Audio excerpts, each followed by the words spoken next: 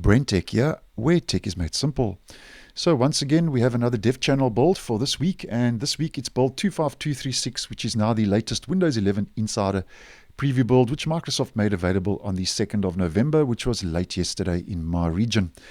Now, I must admit there's not too much exciting happening in the dev channel this week.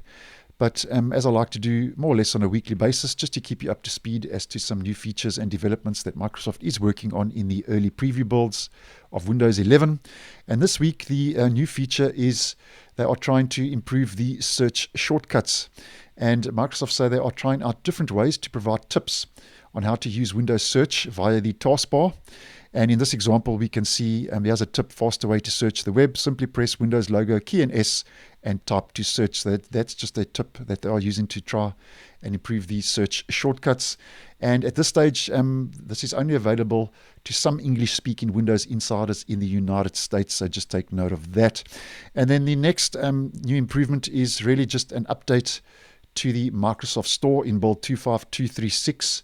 And there's two new kind of updates this week for the store. And the first is you can discover and redeem offers available with your new PC, where Microsoft says they've made it much easier for you to discover that your device came with digital attach offers. So as an example, that would be Office, Game Pass, or standalone games, and redeem it, as we can see in this example. And then the second new update to the Microsoft Store this week is they've improved the search card results while scrolling, and they've optimized the layout and rendering architecture, Microsoft says, for search card results to provide a much smoother scrolling and resizing experience. And that's especially handy, they say, on low-powered, low-budget machines and devices. So that's more or less what's new this week for the Dev Channel insiders.